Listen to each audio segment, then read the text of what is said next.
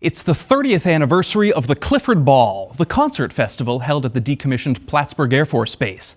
Fans of the Vermont-born jam band Phish essentially made the old base the largest city in the North Country from when the gates opened August 15th of 1996 to when the fans left after 2 days of music. We have a look back now at the ball from our archives featuring footage the band's team gave to WPTZ in the 90s to use in our coverage. And for insights, we turn to someone who was there, veteran music journalist Mike Ayers. He was 20 at the time. Ayers is the author of the book Sharing in the Groove, the untold story of the 90s jam band explosion and the scene that followed. First and foremost, there was a ton of people there, right?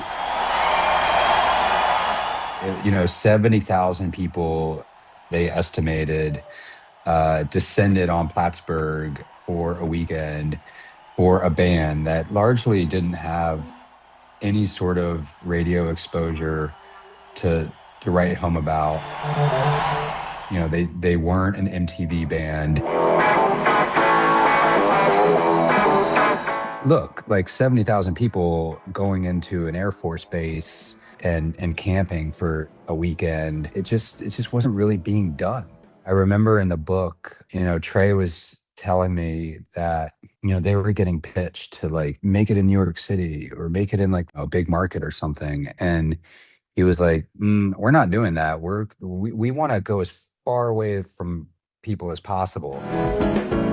It's kind of like that Field of Dreams thing where, like if you build it, they will come, sort of mentality. They had built a really loyal fan base through not repeating the same thing night after night and never knowing what you are going to get. FOMO was real back then. It still is, but like it was real. For Phish, what is the lasting legacy of Clifford Ball? Where does this rank in the development, evolution, the lore of this one band? Festivals for the band became a thing. That was the first one. They were kind of proving to the music industry at large that, oh, you can do this, right? Like you can do this as a single band and not only move tickets, but like a lot of them. They created a blueprint for what essentially became the modern music festival. The first iterations of Bonnaroo used people like crew members that were at Clifford Ball because they had that experience with Phish and then could build it on a broader scale. Festivals, the fans loved them instantly and still do today. Like they talk about them all the time. One of their most requested like official releases on vinyl or whatever is their festival from New Year's 99 over to 2000 in Florida, where they played all night long. And, that it stemmed out of Plattsburgh, out of the Clifford Ball. And now they, the Sphere in Las Vegas is a destination for fans. They have a weekend destination trip in Mexico every January that has its own following. There's like I think people that are just like I just go to Mexico, so it just kind of carved out like this notion that people will come if you're doing unique and cool things. They want to experience that. Purely musically, how do you see this festival as holding up or comparing to the rest of Phish's body of work? There were hijinks. There were like amazing musical moments.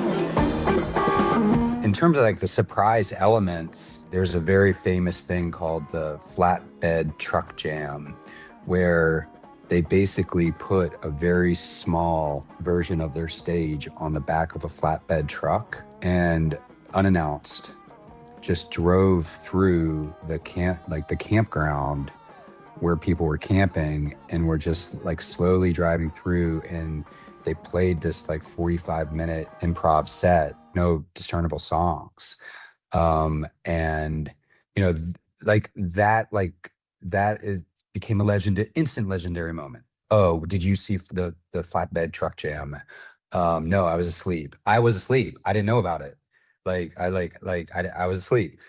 So I missed it, but they released that on vinyl recently, along with a big box set of that weekend. 1996, they had a certain sound, a certain vibe that was great. It probably gets overshadowed by the year 1997. A lot of fans say that, myself included, that 1997 was a banner year musically for them. They were exploring a lot of new sounds, new arrangements, new jams, new improv. But Clifford Ball was the first of its kind. It'll always have a special place because it was the experience. It was like, this was first. Like this is new. This is unique. And I think that's where it probably lies. Perhaps the seeds for 1997 were in some way planted at Clifford Oh, Ball. 100%. Yeah. Among fans of Phish, is it a real point of pride to have been at that particular festival? Do people say, "Oh, I was at Clifford Ball"? Of course. Yeah, it's definitely a badge. Any iconic show from the 80s or the 90s that you were at, like, of course you work that into conversation. Instant credibility. Yeah, instant cred. There's a slogan that people put in comments online, and it's like the abbreviation IW @ TS. I was at that show. In retrospect, I could see how there would have been a lot of doubters. Could they pull this off if they were, outsiders looking in, who didn't necessarily understand the fan culture? Yeah, I mean, that was also the thing with them in the 90s, is that a lot of people just didn't know that they had this rabid fan base. It was very underground. People did use the early internet to spread the word, but it just wasn't a mainstream thing like Rage Against the Machine was. you know Businesses benefited, I'm sure, all up and down 87, like not just the Plattsburgh area, but like the people driving, because people drove from all over. And you have to stop, you have to fill up, you have to get a little bit of food. They were here first, and we got here around 5:30 in the morning, and slowly but surely people came all the way from Florida. The mood is festive, even with the band. If you talked to us 13 years ago, it was a big jump for us to be playing at Nectar's, or even to get a gig at Nectar's when we'd only been playing in dorms at UVM. That was a big jump. So who's to say which is the bigger jump, really? It's sort of exponential in a way. And it is hard to believe, from a humble start in Burlington, wowing local fans, to this, a mega event that seems to have captured everyone's imagination. It does seem today that everyone has gone fishing. It just broke barriers, I think. It broke barriers for the band, and it broke barriers for the music industry, at large. It was just so unique. No bands were saying, come to a Air Force Base in upstate New York and camp out and listen to us play for 6 hours a day, and that's it. No one else is playing, just us. It's an incredible feat. It's an incredible story of just the DIY spirit, in that decade. It's great. I wholeheartedly think that they set a blueprint for creating an experience that a fan would love. And then you start to see it being emulated in recent years by, like, Taylor Swift, right? And people will be traveling to see Taylor and flying over to Europe to see Taylor. She didn't change the set list every single night like Phish does, but she promised there'd be 2 like unique songs in every show. And so that kind of created this FOMO, for that fan base. You can just see it materializing in all these other fan bases. They're clamoring for experiences. Life has become extremely digital, extremely algorithmic.